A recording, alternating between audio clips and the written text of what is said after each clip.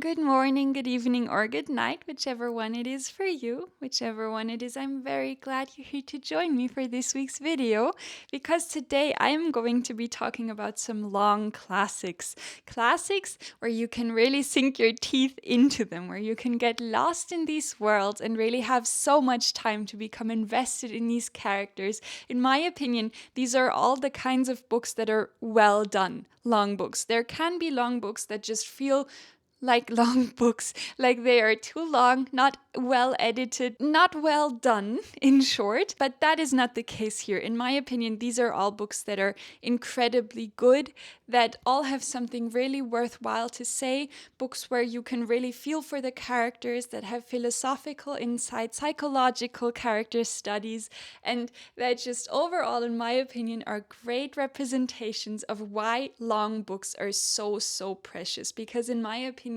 it really takes a long book to really make you feel for something. You have so much more time to become invested in someone's life story or in characters or in the kind of subject matter that is being portrayed in the specific book. And so without further ado, let's get right in. And honestly, if we're talking about long books, why not start with the longest book I have ever read? I'm pretty sure, at least. It's the thing everyone thinks of when you think of long books, I'm pretty sure. This is War and Peace by Leo Tolstoy. Yes, I am finally talking about Tolstoy. I never speak about this man for some reason, although I've read really a lot of works by him. War and Peace is obviously the longest one of his. I have the Everyman's Library edition, which, first of all, can we appreciate this box set? It is stunning. I am in love with it. And obviously, I chose this for one because I love the Everyman's Library edition, specifically for my Russian classics. I have a bit of an obsession with them. But also because it's split up in 3 volumes. Also, this is the Monte translation, which is the translation Tolstoy actually knew in his lifetime. And he really liked the way these people translated this story.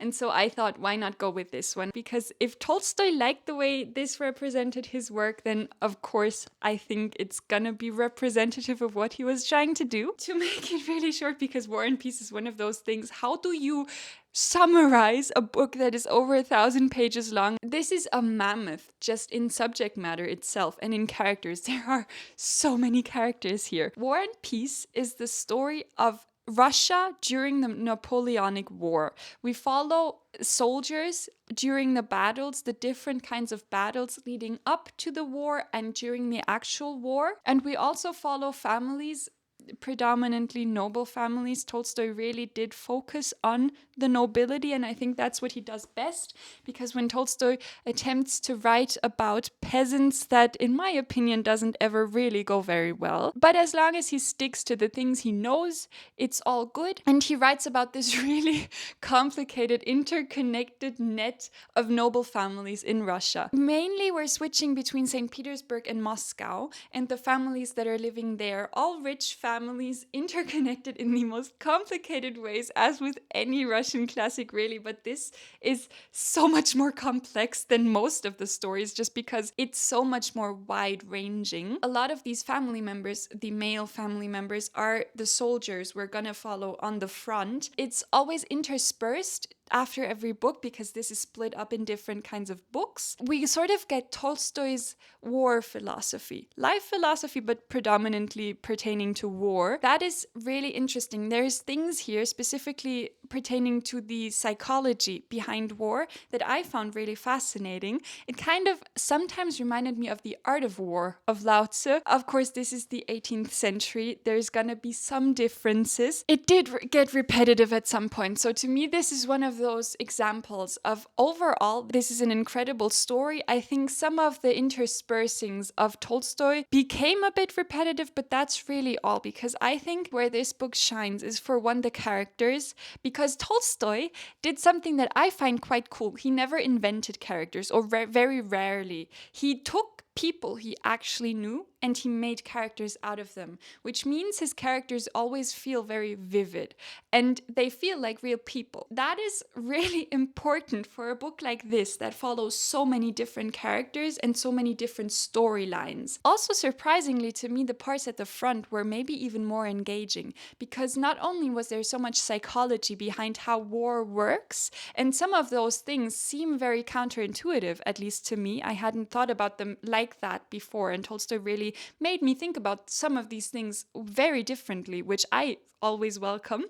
But also the tragedy of it, the high stakes of it, the battles that are described, the bravery of ordinary people in the war versus the cowardice of these people who are then later going to be hailed as war heroes, was really fascinating. Also, the portrayal of Napoleon was really funny at times because, of course, he's the enemy here. So he's going to be made very ridiculous, and at times it was quite funny to read about. It's such an ambitious work, and I think Tolstoy did a really good job here. Intricately crafted, really well done, philosophically and psychologically deep and profound, and also really relatable at times. It is quite the chunker. It is a project, but long books usually are, and I think War and Peace is really worth it. Plus, it feels quite cool. It feels like an accomplishment. War and Peace, not a surprise that this book is on this list, but it had to be mentioned. What can I say? Okay, and because we're already at it, let's just get the other Tolstoy out of the way,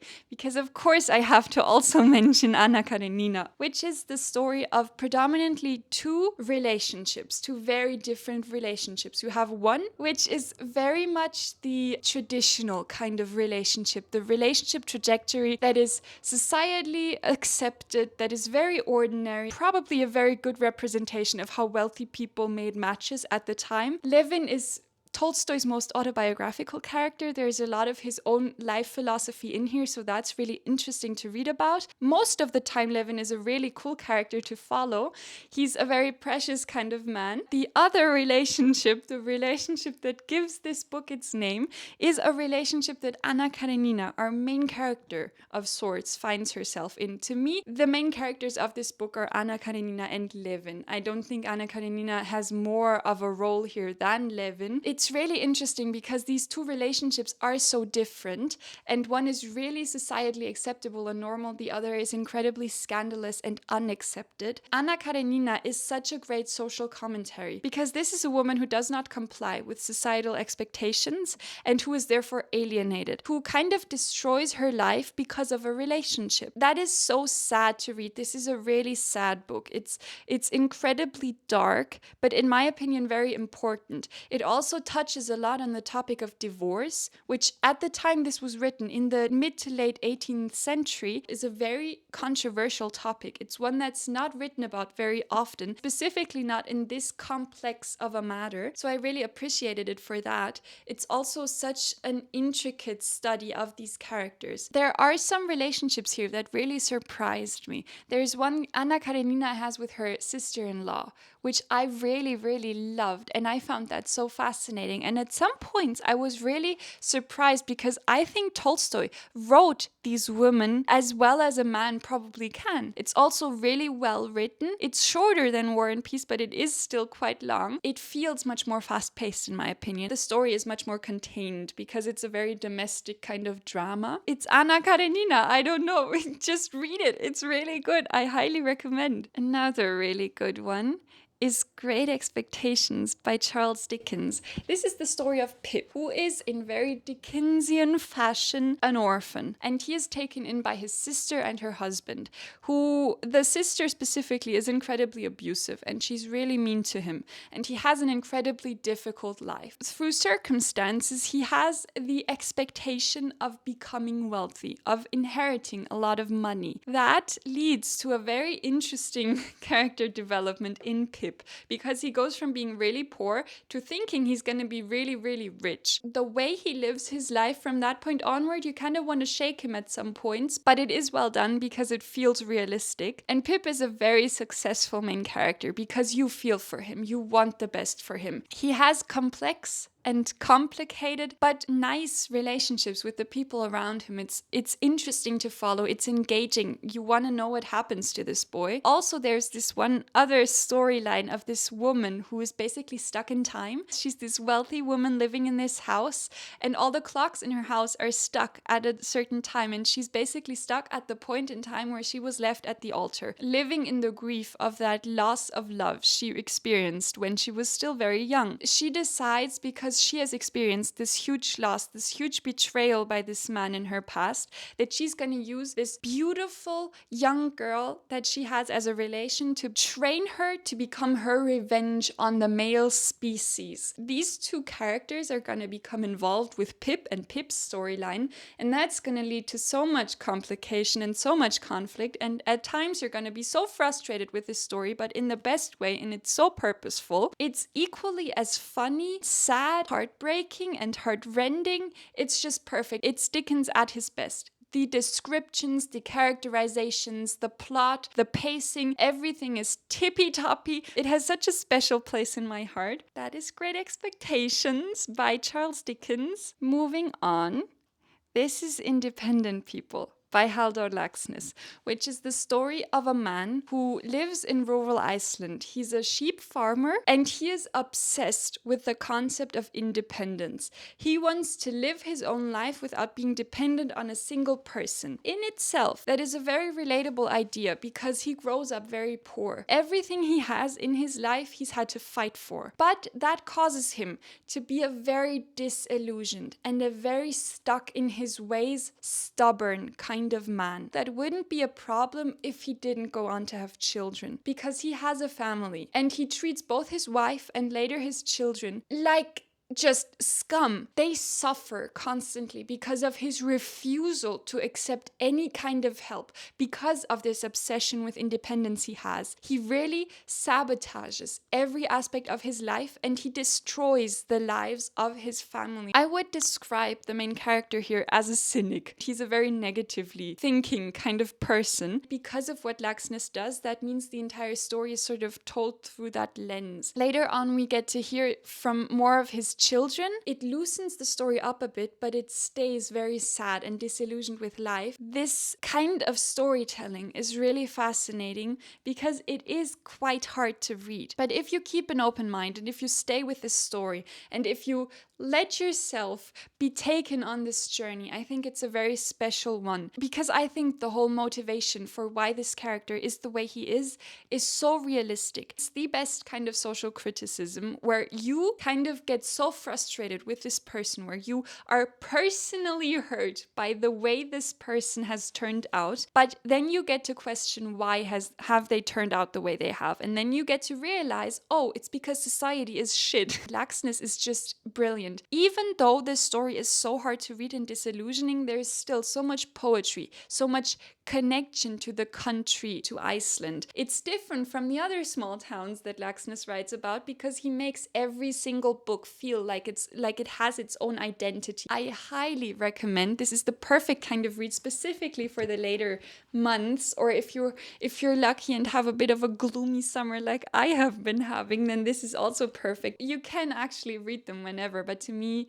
Laxness just feels like a wintry kind of author. I want to read him when it's gloomy and cold and just cozy. Independent People is a very, very good book. Another kind of wintry read that to me really just it should be read in winter, in my opinion, is The Magic Mountain by Thomas Mann, which I read in English, although I could have read it in German, and I probably should have, but I'm kind of glad I did read it in English because it made it kind of fun. The Magic Mountain is about Hans, who is a very normal young German man who goes to a sanatorium in the Swiss Alps to visit his cousin for just a week or two. He ends up staying there for 7 years. The book tells you the entire story. You also get to see how Hans was as as a child, you get some flashbacks. I have a really hard time describing this story because technically nothing really happens. It's so fascinating. I love these kinds of books because they go into such detail on human psychology. What I love the most here is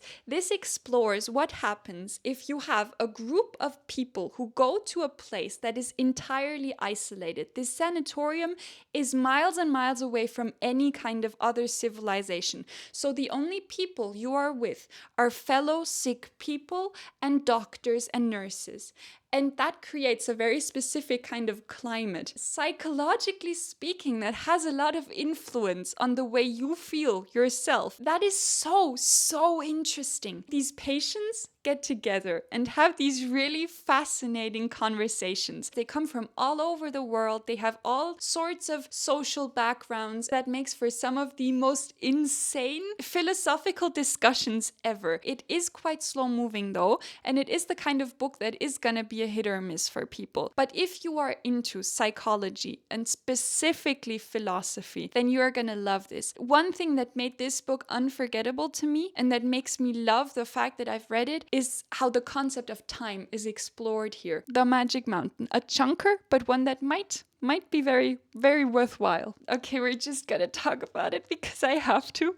This is The Count of Monte Cristo by Alexandre Dumas. I won't make this very long because I've talked about this book extensively. This is the story of Edmond Dantes, who is wrongfully imprisoned when he's 18 years old for something he did not do. He is in prison for 14 years. His entire life, from the point where he escapes from prison, is determined by his desire for revenge on the people who caused his imprisonment. He is the most complex and the most heartbreaking character to read about. He is so traumatized, so determined to not have a heart and not have feelings, but his actions show that he really does, because he is very much the kind of character that is so extreme. He either loves you or he hates you. You are either on his good side or on his very, very bad side. If someone has done even a single good thing for him, or if he deems you to be innocent, he is gonna do everything. He's gonna go above and beyond and sacrifice even his own wishes and desires to make sure you have a better life than he did. And this is very much a story of a man who is stuck in his past because of the trauma he's lived through. It's about every kind of human emotion. Psychologically, this is one of the most profound books I've ever read. The story is also told in a way where you're not always in Dante's head. You re-encounter him through the points of view of different people. It makes the story feel like it's constantly reinventing itself, but it also always feels consistent. It never feels like it's an entirely different story. If you are intimidated by long books, if you don't think you have the attention span for it, I think this is the perfect book for you, because this is a kind of book that does not feel like a long book. I cannot recommend The Count of Monte Cristo enough. Do not be intimidated by the length of it, please. Next up, another one which we're just gonna get out of the way because you just know I have to talk about Don Quixote by Miguel de Cervantes if I'm gonna talk about long books. I'm gonna make this as short as possible because this is maybe my most talked about book ever. This is the story of Don Quixote, who's a man in his 50s who has read so many tales of knight and chivalry that he becomes crazy, basically. He starts to believe he lives in one of these stories, that he lives in a world where knight errantry needs to be restored to the world, and he is gonna be the one to do that. He is gonna become a knight and save the world now. He creates this fantasy lady of his thoughts called Dulcinea del Toboso. He has a horse and he basically forces this random dude to become his lackey, and together they begin to travel the country, and Don Quixote tries to do all of these things that he thinks are going to be helping, but he really makes everything worse. He is the most precious character because he is so insane. He lives in his own little fantasy and he just wants to do good, but he constantly makes things worse. His intentions are there, and that's really the most important part. It's so just random. Such random things happen here, and this story constantly keeps you on your toes because you never know what's gonna happen next because it's so unpredictable. I could talk about it forever, but I think I'm gonna stop here. It's so funny. It feels so healing because it's not just a funny slapstick comedy kind of thing. It has a lot of depth, and Don Quixote is a really complicated character. It is my comfort book, so maybe it can become your comfort book as well.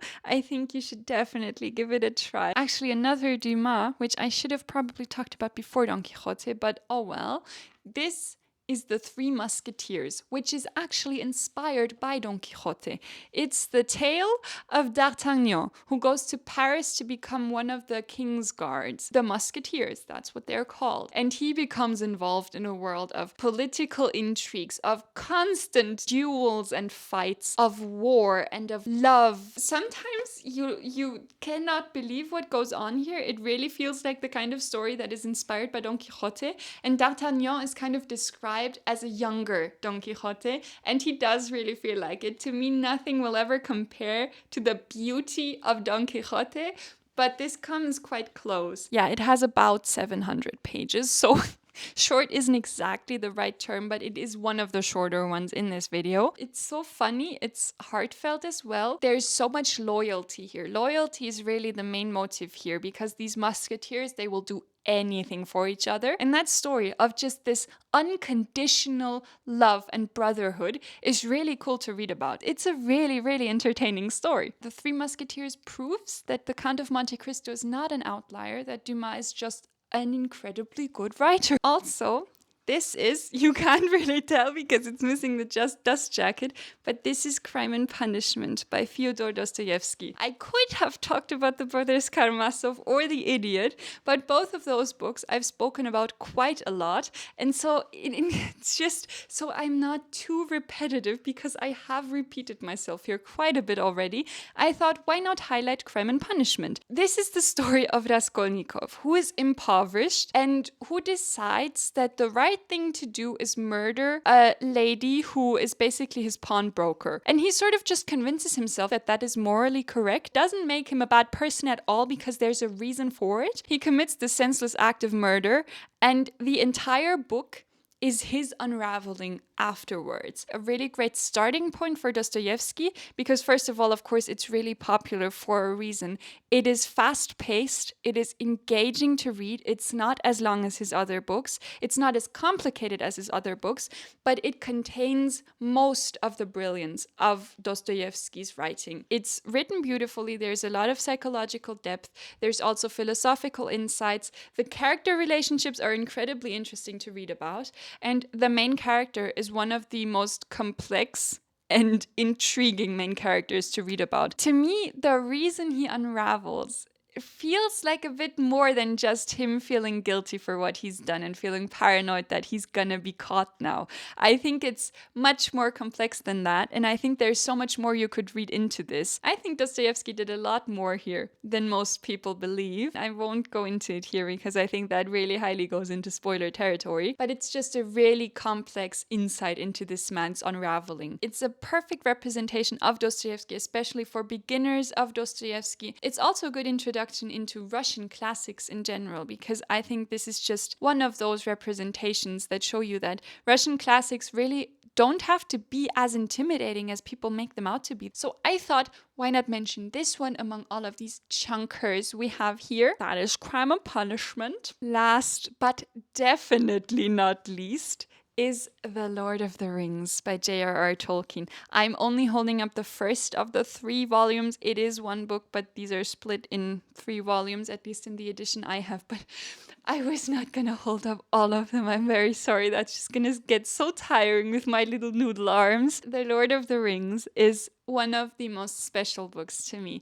This is the story for any inner child, in my opinion. It's so healing, but also really sad at the same time. It's the kind of story that has so much depth. Tolkien is an incredible writer. The Lord of the Rings is about Frodo, who becomes tasked with carrying the One Ring, the ring to rule them all across Middle-earth. He goes on this huge and long and intricate journey to destroy this One Ring, because there's this Dark Lord called Sauron who is planning to basically gain world power. Frodo is the one who takes on the responsibility of making that not happen. Sam is another one of the hobbits. He comes with him, and also there's an entire entourage that follows him on this journey. The reason I love The Lord of the Rings is, first of all, you can tell how obsessed Tolkien was with fantasy and with words, with language. Tolkien's love for language is unlike anything else. The intricacy of this world he's created, I appreciate this book for so much because to me,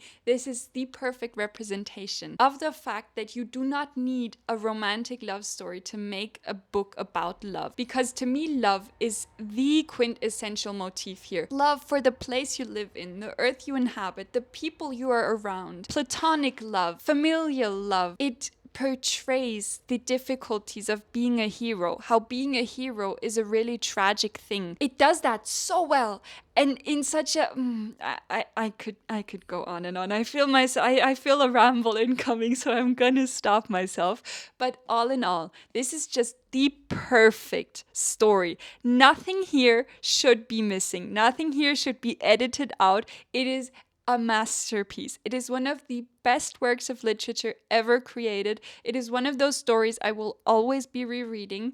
It is so popular for the most deserved of reasons. And I think if any book should ever be popular, it should be this one. So thank goodness it is. If you have not read it yet, please read it. I think anyone could love this. It's so accessible to absolutely anyone. At any age, there's so much you could get out of this and so much you can learn from it. If you're only going to take one of my recommendations, take this one. Please, I am begging you.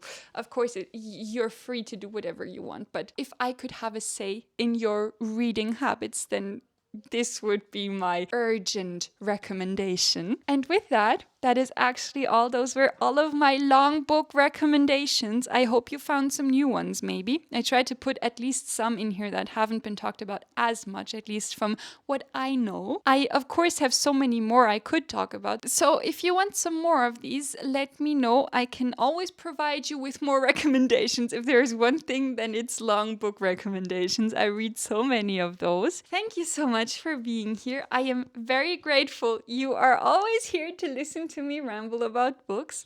I hope you're having a nice day. If you are not having a nice day, that is fine too. I am thinking about you either way. I am already looking forward to seeing you again next week. And until then, I will see you very soon. Bye-bye.